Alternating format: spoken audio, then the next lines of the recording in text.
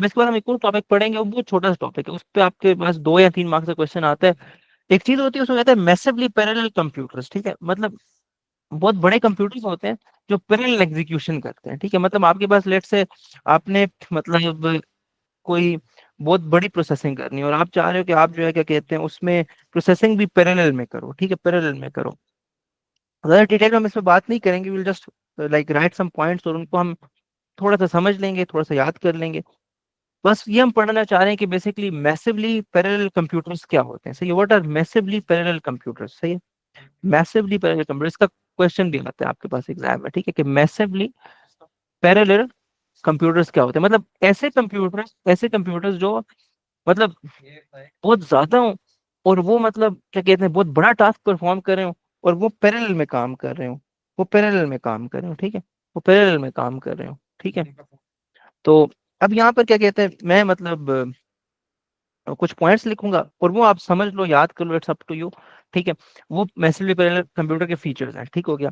अच्छा, सबसे पहली बात ये है कि हमारे पास बहुत ज्यादा कंप्यूटर प्रोसेसर्स होते हैं, बहुत ज्यादा सीपीयू होते हैं, पहली बात है, ठीक हो गया। We have a large number of we have a large number of we have a large number we have a large number of processors, हमारे पास मतलब बहुत ज्यादा प्रोसेसर्स होते हैं, मतलब you can say we have like hundreds and thousand and millions of processors, ठीक हो गया। अच्छा, ये क्या कर रहे होते हैं, ये एक साथ at the same time they performing some computations, but they are they are coordinated computations, मतलब अगर एक काम एक प्रोसेसर करे तो वही काम दूसरा प्रोसेसर नहीं कर रहा होगा, ठीक हो गया, एक काम अगर एक प्रोसेसर करे तो वही काम दूसरा प्रोसेसर नहीं कर रहा होगा, ठीक हो गया।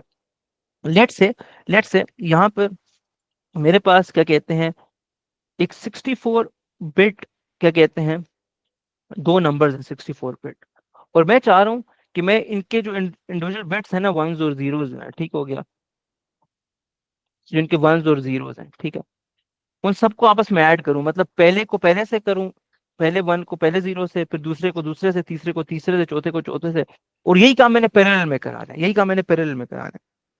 तो एक ही सेकंड में, यानी एक ही क्लॉक साइकिल में एकदम ही मैं चाहता हूँ कि 64 के 64 बिट्स मेरे पास ऐड होकर उनका रिजल्ट आ जाए, तो मैं ये मैसिवली पैरेलल कंप्यूटर्स यूज कर सकता हूँ।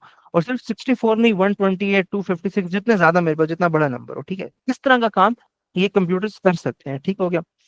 और ये मतलब काम पैरेलल में करेंगे।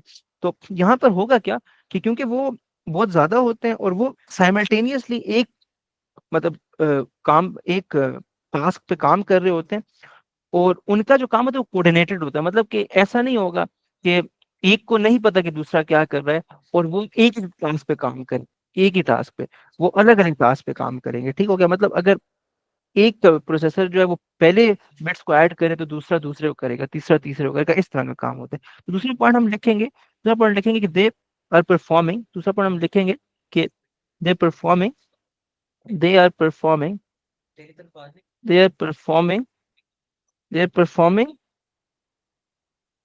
अ set of a set of coordinated, अब कोऑर्डिनेटेड काफी जरूरी वर्ड है यहाँ पर, कोऑर्डिनेटेड कंप्यूटेशंस या कैलकुलेशंस, कुछ भी आप कह सकते हो, computations eight the same time, ठीक है, एट द सेम टाइम, एक साथ वो क्या करते हैं, मतलब वो कर रहे होते हैं, कंप्यूटेशंस कर रहे होते हैं, और वो आपस में दे हैव कोऑर्डिनेशन, उनको पता होता है कि दूसरा प्रोसेसर क्या कर रहा है, ठीक हो गया। अब जाहिर सी बात है जब वो आपस में मतलब उनको पता होता है कि दूसरा प्रोसेसर क्या करे, तो हमें इसके लिए उनके दरमियान कोई कम्युनिकेशन चैनल चाहिए होता है जिसपे वो कम्युनिकेट कर सकें, राइट, कोई कम्युनिकेशन चैनल चाहिए होता है जिसपे वो कम्युनिकेट कर सकें। तो हमारे पास एक बहुत ज्यादा हाई स्पीड नेटवर्क होता है जिसको मैसेज इंटरफेस भी कहते हैं, हाई स्पीड नेटवर्क होता है जिसको मैसेज इंटरफेस भी कहते हैं। तो ये सबको कनेक्ट करता है, कम्युनिकेट करता है, तो ठीक है। तो यहाँ भी मैं लिखूंगा, यहाँ भी मैं लिखूंगा कि we have they have a high speed they have a high speed network they have a high speed network that connects that connects that connects all of the processors, okay, all of the processors all of the processors, okay, processors, so that so that they can communicate, they can communicate, ठीक है, they can communicate।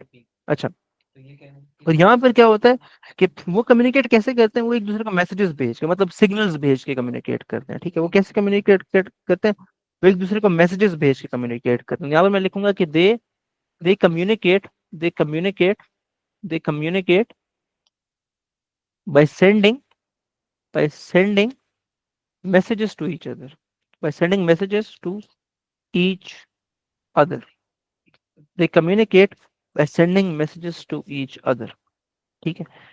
तो क्या कहते हैं, ये था massively parallel computer के कुछ फीचर्स होते हैं, बहुत ज्यादा प्रोसेसर्स होते हैं, साइमल्टेनियसली एक ही बड़े टास्क पे काम कर रहे होते हैं, उसके लिए वो coordinated computation coordinated calculation perform कर रहे होते हैं, और उनके दरमियान एक बहुत हाई स्पीड नेटवर्क होता है जिस जो उनको हेल्प करता है कम्युनिकेट कर सके। हाई स्पीड इसलिए होती है उनको, उन्होंने कम्युनिकेशन वो जल्दी करनी होती है, ठीक है।